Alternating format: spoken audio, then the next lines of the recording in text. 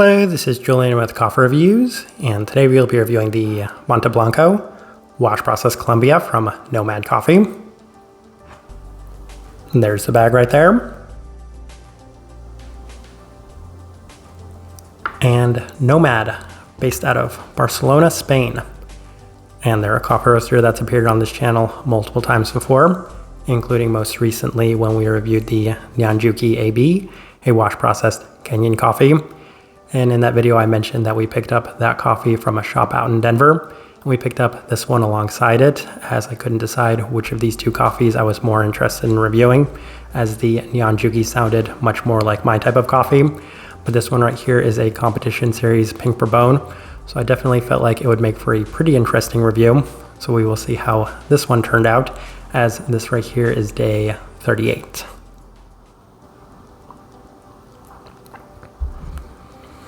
And recipe we went with for this coffee was Nomad's recipe, which is a 17:1 water to coffee ratio, brewed at 96 degrees Celsius, about 205 degrees Fahrenheit.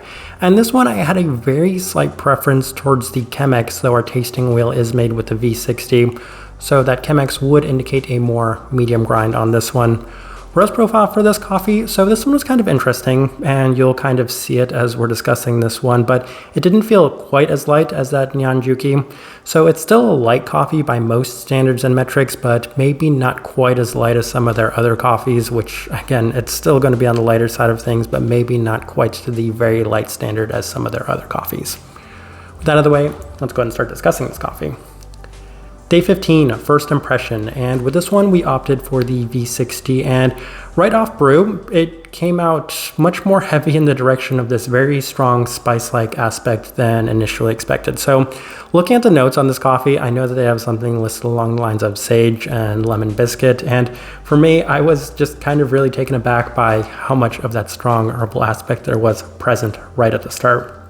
It did cool off well into this delicate citric-based cup. For the most part, it came out slightly more fermenty due to its intensity, with a much more vibrant than expected cup, some really bright lemon citrus, and just an overall very interesting start. Day 19 opted for the Chemex, and there's a surprising bit of complexity in this cup as it continues to remain much more citric sweet forward with a spice-like quality that was almost, well, this was the other part.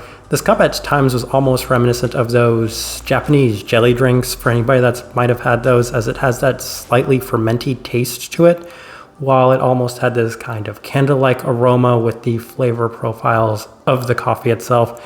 It's interesting. I know those notes are kind of all over the place. We'll get them a little bit more focused going forward, but that's basically to say these first two impressions of this coffee I had was it's kind of all over the board as well. Day 21 opted for the April brewer, and it was much more reminiscent of the first day as it continued to offer so many of those spice-like attributes and qualities with a slightly fermenty intensity to it as well, as this strong citric aspect, very lemon forward, a slight bit of brown candied sweetness, but for the most part, just a abundance of citrus. Day 24 through the V60 with Nomad's recipe, and this was a much better day.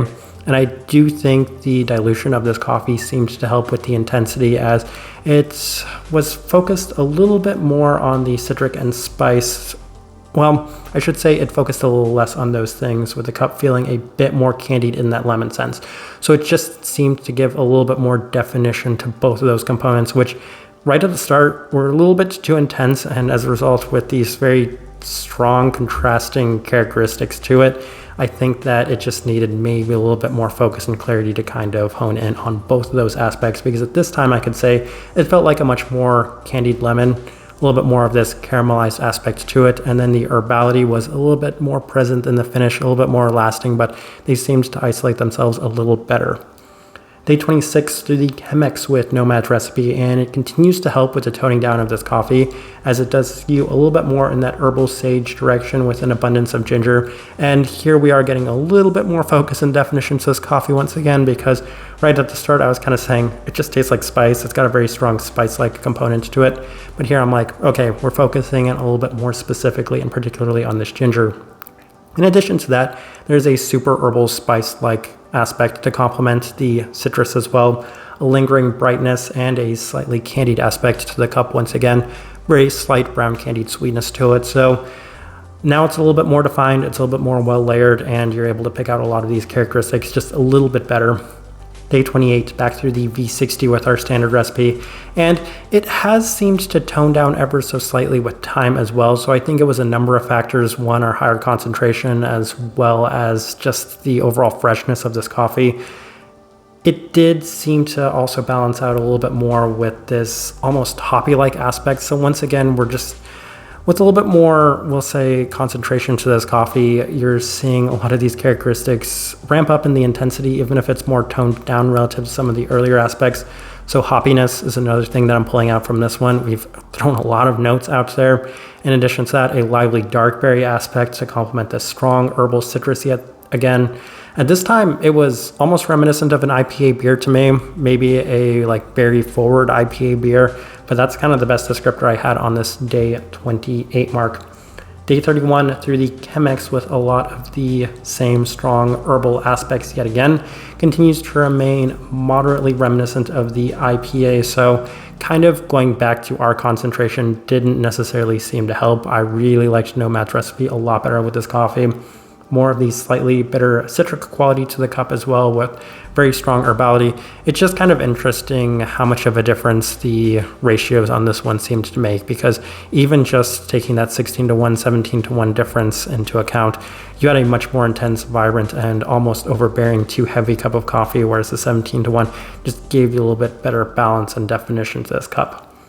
Day 35, final notes we have, and on this day we brewed through the V60 with Nomad's recipe, and this is one of the best cups of coffee we had up to this point, as that slight IPA fermentiness has been toned down once again for a more candied lemon sweetness. Super citric forward with the strong herbality and spice-like quality, both still present, but again, much more even as opposed to a little overbearing and dominant within the cup. All right, let's go ahead and put up the tasting wheel so you can see what we're getting. We have a lot of level 4s, so let's go through those real quick. And we will start with the cleanliness, level 4. Yes, so I can't actually take away any sort of points in terms of the cleanliness, the clarity for this coffee, because the profiles in this one, while initially a little all over the board and with a higher concentration, seem to be a little all over the board. And I've even mentioned at times a slight fermentiness, a slight IPA, like a boozy-like quality to this one. It's clean. It's weirdly clean, so it still justifies that level 4 mark. I could be really harsh and say lower side of level 4, higher side of level 3, and it's maybe not quite as clean as the Neon Juki, but it's still a pretty clean cup of coffee, at least for what you'd expect from a wash process coffee. At times, it might have felt borderline natural-like in terms of the cleanliness, but I think that the level 4 is probably where this coffee still needs to finish. The flavor profiles, while intense as they are, they have pretty nice definition to them as well. Finish, level 4. Yes, and even with all that I've said about this coffee, it doesn't reach the overbearing sense, and I think a lot of that is because of Nomad's recipe giving this coffee just a little bit more, we'll say, evenness, tameness. I don't know what a good word for that is, but it didn't really reach that overbearing point where at times with the higher concentration, it seemed to really accentuate a lot of those qualities. Sweetness, level 4, yes, it's still a very sweet cup of coffee, and unfortunately for me, it skews in terms of the sweetness in a direction that I don't particularly enjoy. That, of course, being the citric aspect. That's probably my least of the sort of sweet components that you could experience from a coffee, but even then, plenty of that definitely present throughout. Acidity, level 4, yes, it's still a very bright cup of coffee. Part of that can be attributed to the roast profile of this one, as it's still on the lighter side of things. It is a pink bourbon, which oftentimes can have a lot of that brightness as well, so not really surprised by that. Spice, level 4, yes, and it's one of the early things I mentioned in this one. Is sage technically a spice? If it is, it makes a lot of sense. This coffee just has a very strong spiced quality to it throughout, and of course ginger I think is also going to fall in line with that category, but yeah, there's a lot of spice aspects within this one. Berry fruit, level 4, yes, and while it's something that I haven't necessarily mentioned as much as some of the other things in this one, it's also probably still on the lower side of level 4. It is present, and I think that's where I might have gotten a slight bit of the fermenty aspect, a slight bit of the kind of, I'll say, natural-like qualities to this coffee. That's probably where it was most present, was in that specific aspect. So it also was weirdly slightly fermenty in the citric direction as well. So berry fruit at that level 4 mark, yes. I realized we completely skipped over the citrus fruit, which is at that level 5 mark. Yes. And right from the first sip, I'm like, wow, this is one of the most citric forward cups of coffee, at least in terms of washed coffee as well, that I've experienced in a very long time. So that one definitely justifies the level 5 mark. It could possibly go even higher if the tasting wheel went any higher. Caramel level 4, yes, I mentioned briefly that there are traces of this brown candy sweetness, but in addition to that, it's the candied aspect of this coffee. I think once again, it's the probat at play, as oftentimes it can make a coffee taste quite candied, and in this case, I feel like it was very representative within this coffee. That lemon, at times very sweet, very overbearing, but also at times also a little bit more candied, so positives in those regards for this one. Savoriness, level 4, yes, and I don't even necessarily know how to describe that because it had that very strong herbal savory quality to this one right from the start, a very prominent note throughout. So we have a lot of level 4s, and it doesn't really drop off from there because we have a lot of level 3s as well. And we'll start with the body, level 3. I think that's to be expected. I did mention that the tasting wheel at the end of the day was made with the V60, so Colombian coffee, V60, probably expecting it to reach that level 3 mark minimum. Florality, level 3. I think maybe one of the reasons that didn't score any higher was because a lot of the other qualities within this coffee were much more present and pronounced than this one. An ever so slight bitter florality that's present within this coffee. Saltiness, level 3. Yes, and I think a lot of that is attributed to the very strong citric aspect of this one. It was a slightly salty citric component within this coffee, so very high there as well.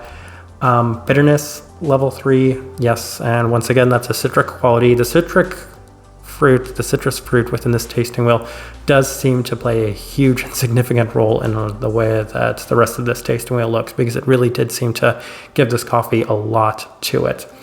And then I think the only other thing that's worth discussing is the smokiness level 2, because I briefly mentioned at the start that the roast profile of this one didn't seem quite as light as the Kenyan coffee, and that's a lot of what I'm alluding to. It's something that I haven't mentioned too much throughout this coffee, but it did have an ever so slight smoky quality to it. Also, the visual appearance of the coffee itself does look a little bit more dark than I might have expected, even for it being a pink bourbon coffee.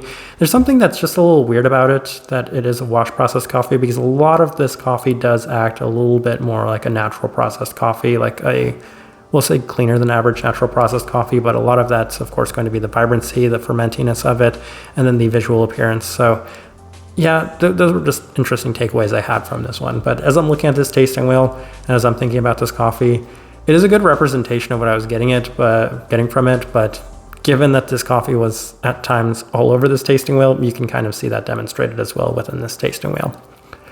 All right, so my overall thoughts and impressions of this coffee.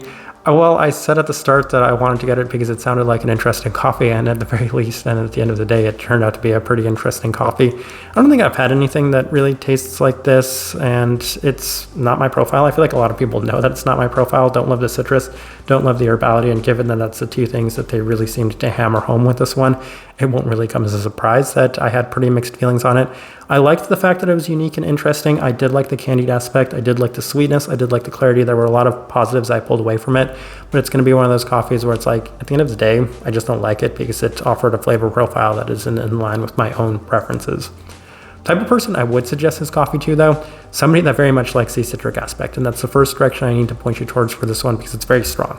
And I think I kind of mentioned lemon biscuit is one of the notes that they have listed on here, and then I think they go even further into talking about a candied lemon, which I can definitely see. So a lot of lemon in this one. In addition to that, a lot of very strong spice and herbal qualities within it as well. Interestingly, I don't think I've even mentioned there's like a slight bergamot-like quality to it, which won't be surprising in any sense. Just an abundance of citrus and an abundance of spice, and that's the best direction I can point anybody towards for this one. You like those two qualities, this will be a very good and interesting fit, but it's also the best way I can leave this review. If you by chance had an opportunity to try this coffee, I'd love to know your thoughts and impressions of it as well. If you're enjoying the content, give this video a like, subscribe if you're not already subscribed. This right here has been a review of the Monteblanco Wash Process Colombia from Nomad Coffee. Thank you for watching.